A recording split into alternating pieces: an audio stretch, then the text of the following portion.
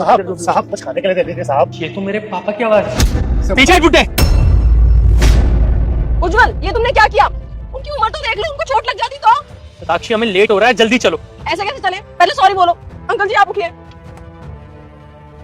Sorry बोलो। मुझे माफ कर दीजिए। सॉरी अंकल जी। चले अब। ऐसे कैसे चले? उनकी थोड़ी मदद कर देते हैं। एक मिनट यार दिन में 1000 लोग मिलते हैं, सबको पैसे बांटती फिरोगी क्या? ये तो मेरा लड़का उज्जवल है। अंकल जी सुनिए, वो ये पैसे रख लीजिए, कुछ खा लीजिएगा। नहीं नहीं मैम साहब, मुझे कोई पैसे नहीं चाहिए। अरे इसकी कमाई का पैसा लेने से अच्छा है मैं भूखा मर जाऊं। ये तो मेरी बदुआ है, वो ना जिंदगी में कभी भी सफल नहीं हुआ। अंकल जी आप तो बहुत अजीब हैं। एक तो मैं आपकी मदद करी थी, ऊपर से आपने उन्हें बदुआ दे दी। आपने ऐसा क्यों किया? आप जाओ यहाँ से। आप मुझे जानना है कि आपने उन्हें बदुआ क्यों दी। अरे आप क्यों जानना चाहती है कि मैंने उसे क्यों बदवा दी? आप जाओ ना यहाँ से।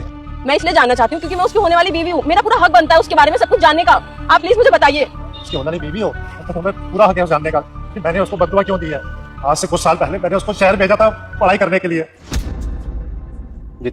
अरे सुन, ये थोड़े पैसे और रख ले बेटा, काम आएंगे। ठीक है बाबा, चलता हूँ। बेटा जाते ही फोन करियो। जी। जल्दी से जल्दी आप पैसा चुका दो, वरना आपके जो जमीन के कागजात गिरवी है, पापा कह रहे थे उसे अपने नाम करवा लेंगे।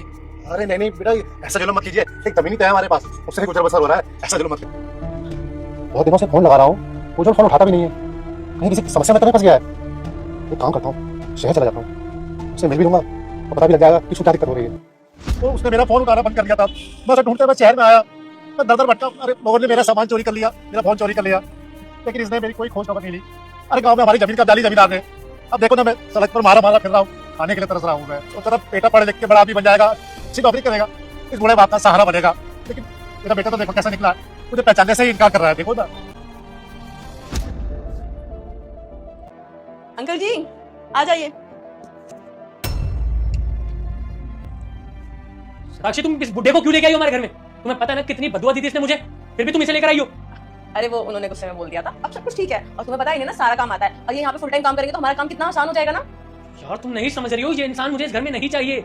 अरे नहीं उज्जवल, समझो तो सही, हमारी बहुत हेल्प हो जाएगी। चलो मैं तुम्हें डेमो दिखाती हूँ, इन्हें ना सारा काम आता है। अंकल जी उज्जवल के जूते साफ कर दीजिए। लाइक और सब्सक्राइब करके जाओ।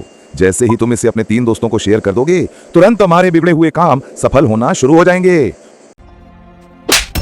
अंकल जी कोई जरूरत नहीं जूते साफ करने की, अब तो अपना मुंह खोल लो। अब तो बोल दो कि ये तुम्हारे पापा हैं। अब आ गई बेटे की याद? बचपन में दर दर की ठोकरें खिलाई है तुमने।